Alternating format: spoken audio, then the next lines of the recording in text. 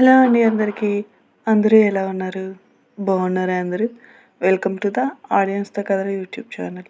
నేను చెప్పే స్టోరీస్ కనుక మీకు నచ్చినట్లయితే ఆడియన్స్‌తో కథలు యూట్యూబ్ ఛానల్‌ని లైక్ చేయండి, షేర్ చేయండి, సబ్స్క్రైబ్ చేయండి. ఇక కథలోకి వెళ్తే డాక్టర్ గారు ప్రతి నెల 3,000 అయినా ఖర్చు అవుతుందమ్మా అని అంటారు. సరే అని డాక్టర్ గారు చెప్పి సిరి వాళ్ళ అమ్మ దగ్గరికి వస్తుంది. లక్ష్మి గారు స్పృహలోకి వచ్చేటప్పటికి సిరి తన పక్కనే ఉంటుంది. అమ్మా సిరి, డాక్టర్ గారు ఏమన్నారమ్మా అని అడుగుతుంది లక్ష్మి గారు. ఒకవేళ డాక్టర్ గారు ఏమైనా తన ఆరోగ్య పరిస్థితి గురించి సిరితో చెప్పారేమో అనే భయంతో, ఏమీ లేదమ్మా, ఎండకు కళ్ళు తిరిగి పడిపోయావని చెప్పారు అంతే. సరే పద, మనం ఇంటికి వెళ్ళిపోదాం. ఇంకొంచెం సేపు ఇక్కడే ఉంటే హాస్పిటల్ బిల్ ఎక్కువైపోతుంది అని లక్ష్మి గారు అంటారు. సరే అని సిరి లక్ష్మి గారిని ఇంటికి తీసుకువస్తుంది. ఇంటికి వచ్చిన లక్ష్మి గారిని, ఏమైంది లక్ష్మి, అంత నీరసంగా ఉన్నావు అని అడుగుతారు ఆనందరావు గారు. ఏమీ లేదండి, ఎండ కదా, అందుకే అంత నీరసంగా ఉన్నాను అని చెబుతుంది. ముందే లక్ష్మి గారు సిరికి ఇంటి దగ్గర ఎవరికి చెప్పొద్దని చెప్పడంతో సిరి ఎవరికి చెప్పదు. మీరు కాఫీ తాగారా? లేదు లక్ష్మి, ఇప్పుడే తీసుకొస్తాను ఉండండి. అమ్మ, నువ్వు నీరసంగా ఉన్నావు కదా, వెళ్ళి పడుకో, నేను తీసుకువస్తానులే నాన్నకి అని అంటుంది సిరి. ఏం పర్వాలేదమ్మా, నాకేమీ కాదులే అని లక్ష్మి గారు వంటగదిలోకి వెళ్ళి ఆనందరావు గారికి కాఫీ పెట్టి తీసుకువస్తారు. సిరి లోపలికి వెళ్ళి తను అప్పటి వరకు దాచుకున్న కన్నీళ్ళు బయటకు వస్తాయి. ఎందుకమ్మా మా గురించి ఇంత కష్టపడుతున్నావు అనుకుంటూ ఏడుస్తూ ఉంటుంది. అలా సిరి చాలాసేపు ఏడుస్తూ ఉంటుంది. తర్వాత తనను తాను ఓదార్చుకుంటుంది. వారం రోజుల తర్వాత సిరి ఇంటికి వచ్చి, అమ్మ, నాకు మా కాలేజ్లో ఒక ఫౌండేషన్ వాళ్ళు వచ్చి కంప్యూటర్ కోర్స్ నేర్పుతున్నారమ్మా. ఇంకా మనం నేర్చుకున్నందుకు బదులుగా మనకు నెలకు ఒక 5,000 కూడా ఇస్తారంటమ్మా. అవునా, నిజమేనా? అవును నిజమేనమ్మా, నేను నేర్చుకుందాం అనుకుంటున్నాను, నువ్వు ఒప్పుకోమ్మా అని అంటుంది సిరి. నీ ఇష్టం అమ్మా, నేర్చుకునేందుకు వాళ్ళే డబ్బులు ఇస్తున్నామంటున్నారు, ఏమీ ఇబ్బంది లేదు కదా. లేదమ్మా, అదంతా మా కాలేజ్ చూసుకుంటుంది. కాకపోతే నేను ఇక్కడి నుంచి సాయంత్రం 6 తర్వాత ఇంటికి వస్తాను అంతే. సరే అమ్మా, మీ ఫ్రెండ్స్ ఎవరైనా ఉన్నారా? మా కాలేజీలో చాలామంది ఉన్నారమ్మా, నువ్వేమీ కంగారు పడకు. సరే, నీ ఇష్టం, జాయిన్ అవ్వు అని చెబుతారు లక్ష్మి గారు. అలా 3 నెలలు గడుస్తుంది. ప్రతి నెల సిరి ఒక 5,000 రూపాయలు తెచ్చి లక్ష్మి గారికి ఇస్తుంది. ఆ డబ్బులు లక్ష్మి గారి కుటుంబాన్ని నడపడంలో చాలా బాగా సహాయపడతాయి. అలాగే ఆ డబ్బులతో తను మందులు కొనుక్కోవడానికి కూడా ఉపయోగిస్తారు లక్ష్మి గారు. లక్ష్మి గారు పిండి వంటల షాపులకి ఇచ్చి వచ్చేటప్పుడు, సిరి కాలేజ్ ఇక్కడే కదా, ఎలాగో టైం అయిపోయిందిగా, ఇద్దరం కలిసి వెళ్ళిపోదాం అనుకుంటూ లక్ష్మి గారు సిరి కాలేజ్కి వస్తారు. కానీ అక్కడ కాలేజ్ గేట్ వేసి ఉంటుంది. అక్కడే ఉన్న వాచ్మెన్, బాబు, ఇదేంటి కాలేజ్ మూసుంది, కాలేజీలో కంప్యూటర్ కోర్స్ ఏదో నేర్పుతున్నారు కదా, అది అప్పుడే అయిపోయిందా? లేదండి, కాలేజ్ మధ్యాహ్నం 12:30కే అయిపోయింది, పిల్లలందరూ ఇంటికి కూడా వెళ్ళిపోయారు. నాకు తెలిసి కాలేజీలో ఎలాంటి కంప్యూటర్ కోర్స్ చెప్పడం లేదు, మీకు ఎవరో అబద్ధం చెప్పారు అని వాచ్మెన్ చెబుతాడు. ఆ మాటలకి లక్ష్మి గారికి చాలా ఆశ్చర్యపోతారు. సిరి కాలేజ్ అయిన తర్వాత ఎక్కడికి వెళ్ళింది? అయినా ఇంటి దగ్గర అబద్ధం చెప్పాల్సిన అవసరం ఏముంది? ఇంటి దగ్గర అబద్ధం చెప్పి కంప్యూటర్స్ కోర్స్ అని అబద్ధం చెప్పి ఎక్కడికి వెళ్తుంది? నెలకు 5,000 రూపాయలు తెచ్చి ఇస్తుంది. ఇక్కడేమో అలాంటివేమీ నేర్పించలేదు అంటున్నారు. అంటే సిరి ఏమైనా తప్పు చేస్తుందా అన్న ఆలోచన రాగానే లక్ష్మి గారిలో కంగారు మొదలవుతుంది. ఇంటికి వచ్చిన లక్ష్మి గారిని చూసి ఆనందరావు గారు, ఏంటి లక్ష్మి, ఏమైంది, ఎందుకు కంగారు పడుతున్నావు, ఏం జరిగింది అని అడుగుతారు. లక్ష్మి గారు ఏడుస్తూ కాలేజ్ దగ్గర జరిగిన విషయం అంతా ఆనందరావు గారికి చెబుతారు. సిరి సాయంత్రం 6 దాటిన తర్వాత ఇంటికి వస్తుంది. అమ్మ, బాగా ఆకలేస్తుంది, అన్నం పెట్టవు, నేను ఫ్రెష్ అయ్యి వస్తాను అని సిరి లోపలికి వెళ్ళి ఫ్రెష్ అయ్యి భోజనం చేయడానికి వస్తుంది. ఏంటమ్మా ఇంకా ఇక్కడే నించున్నావు, బాగా ఆకలేస్తుంది, అన్నం పెట్టు అని చెప్పాను కదా. పెట్టు లక్ష్మి, అడుగుతుంది కదా. నెలకు 5,000 రూపాయలు సంపాదిస్తుంది, పెట్టు. ఏమైంది నాన్న, నోరు ముయ్ అని ఆనందరావు గారు గట్టిగా అంటారు. ఏమైంది నాన్న, ఎందుకు అలా మాట్లాడుతున్నారు అని అనగానే ఆనందరావు గారు సిరి చెంపపై గట్టిగా కొడతారు. ఏమండి, వద్దండి అంటూ, అది చిన్నపిల్ల అని అంటూ లక్ష్మి గారు అడ్డుపడబోతుంటే ఆనందరావు గారు కోపంగా, ఆగు లక్ష్మి, ఇవాళ ఇది ఏం చేసి ఈ 5,000 సంపాదిస్తుందో తెలుసుకోవాలి అని కోపంగా అంటారు. సిరి కూడా కోపంగా, నువ్వు ఆగమ్మా, ఆయన ఏదో అడుగుదామనుకుంటున్నారు కదా, అడగని, ఏంటి చెప్పండి అని అడుగుతుంది సిరి. ఏంటి చెప్పండి, మీరు అడగాలనుకుంటుంది అని అంటుంది సిరి. నువ్వు కాలేజ్కి వెళ్ళకుండా ఎక్కడి నుంచి తెస్తున్నావు ఈ 5,000? ఏం చేసి తెస్తున్నావు? ఈ వయసులో నీకు 5,000 ఎక్కడి నుంచి వస్తాయి నెలకి? లేకపోతే నీకేమైనా ఫ్రీగా ఇస్తున్నారా?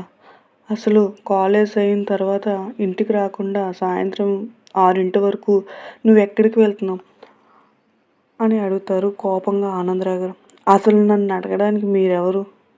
ఏ అర్హతతో అడుగుతున్నారు? సిరి, ఆయన మీ నాన్నతో అలాగేనా మాట్లాడేది అని లక్ష్మి గారు అంటారు. నాన్న, ఏ రోజైనా నా కోసం ఈయన నాన్నగా ఏమైనా చేశారా? నా కోసం బట్టలు కొన్నారా? పోనీ కనీసం నా కోసం రిబ్బన్లు కొన్నారా? పోనీ నన్ను ఎప్పుడైనా స్కూల్కి తీసుకువెళ్ళారా ఈయన?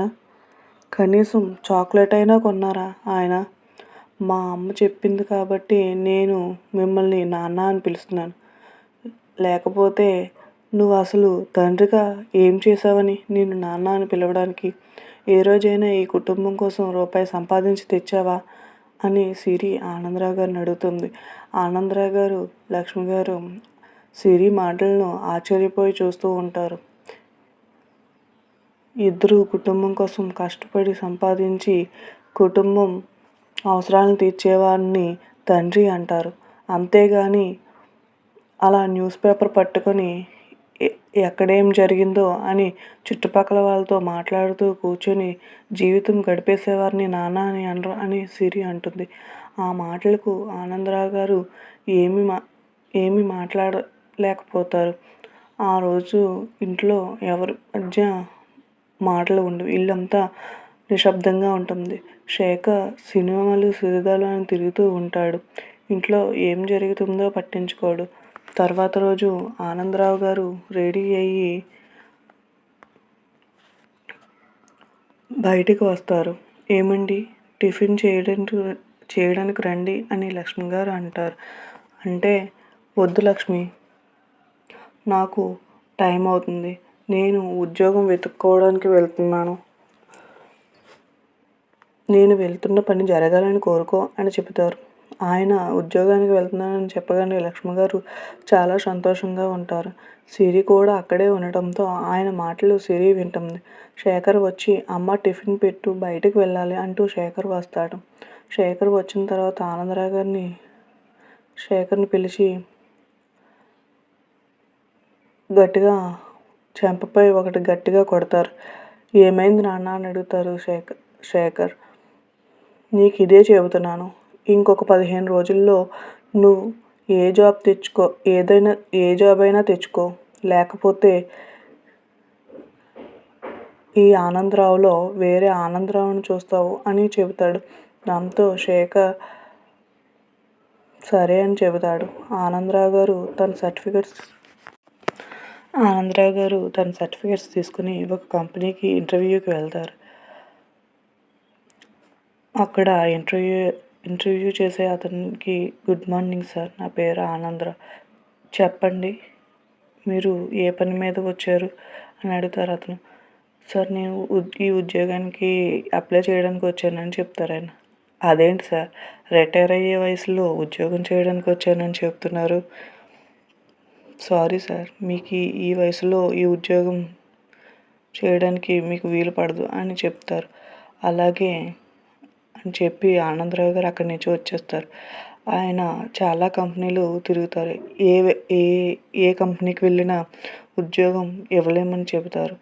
దాంతో ఆనందరావు గారు అలా రోడ్డుపై నడుస్తూ ఉంటారు. ఒక షాప్లో వాంటెడ్ స్టాఫ్ అని బోర్డు చూసి షాప్లోకి వెళ్తారు. సార్ నా పేరు ఆనందరావు, స్టాఫ్ కావాలని ఉంది.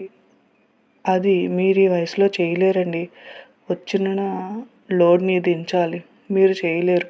లేదు సార్ చేస్తాను, నాకు ఈ ఉద్యోగం ఎలాగైనా అవసరం, ప్లీజ్ సార్ అని ఆ షాప్ ఓనర్ని అడుగుతారు ఆనందరావు. అలా షాప్ ఓనర్తో మాట్లాడగానే ఆయన కూడా ఆనందరావు గారికి షాప్లో పని ఇస్తారు. ఏ రోజు డబ్బులు ఆ రోజులే మీకు వస్తాయి, కానీ లోడ్ లేని రోజు మీకు ఏమీ డబ్బులు ఉండవు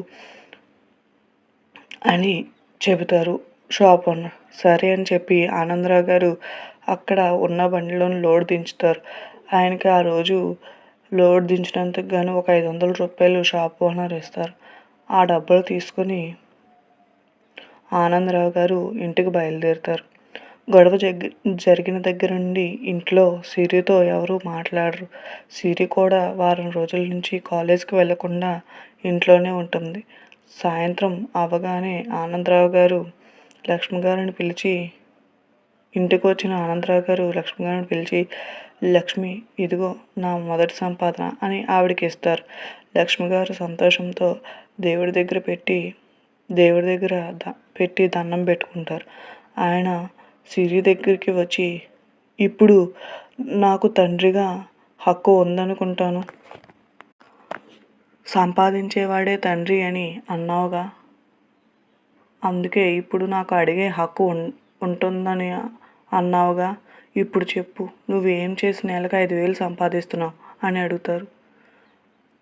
చెబుతాను నాన్న, అది తెలుసుకోవాలంటే మనం ఒక దగ్గరికి వెళ్ళాలని సిరి ఒక హోటల్కి తీసుకువెళ్తుంది. నాన్న, ఈయన మా హోటల్ ఓనర్, కాలేజ్ అయిన తర్వాత ఇక్కడే నేను పనిచేసేది, అంతేగాని నేను ఏ తప్పు చేయలేదు నాన్న అని ఆనందరావు గారిని హత్తుకొని ఏడుస్తుంది. అక్కడ ఆ హోటల్ ఓనర్ గారు, అవునండి, సిరి మా హోటల్లోనే పనిచేస్తుంది, కుటుంబ పరిస్థితి బాగాలేదు అని చెబితే నేనే పని ఇచ్చాను అని అంటారు ఓనర్. ఆనందరావు గారు ఆయనకి నమస్కారం పెడతారు. తన కూతుర్ని అవమానించినందుకు ఆనందరావు గారికి కూడా బాధపడతారు. లక్ష్మీ గారు కూడా ఏడుస్తారు. ఆ తర్వాత ఆ కుటుంబ పరిస్థితి మారుతుంది. అలా నిజం తెలుసుకున్న ఆనందరావు గారు తను చేసిన బాధ్యత లేకుండా తను చేసిన పని తనకు తప్పని తెలుస్తుంది. తర్వాత నుంచి లక్ష్మి గారు చేసిన పిండి వంటలు ఆనందరావు గారే సైకిల్పై తానే బయటన అమ్ముకొస్తారు. అలాగే శేఖర్ కూడా ఒక మంచి కంపెనీలో జాబ్ సంపాదిస్తాడు. సిరిని ఇంకెక్కడా పని చేయకుండా కాలేజీకి పంపిస్తారు ఆనందరావు గారు. ఇక కుటుంబం అంతా చాలా సంతోషంగా గడుపుతారు. లక్ష్మి గారి ఆరోగ్య పరిస్థితి కూడా కుదుట పడుతుంది. అలా ఒక తండ్రికి తన బాధ్యతను గుర్తు చేసిన ఓ కూతురి కథ ఇది. థ్యాంక్ యూ అండి, థ్యాంక్ యూ వెరీ మచ్. ఈ కథ కనుక మీకు నచ్చినట్లయితే ఆడియన్స్తో కథలు యూట్యూబ్ ఛానల్ని లైక్ చేయండి, షేర్ చేయండి, సబ్స్క్రైబ్ చేయండి. Please like the channel. Thank you.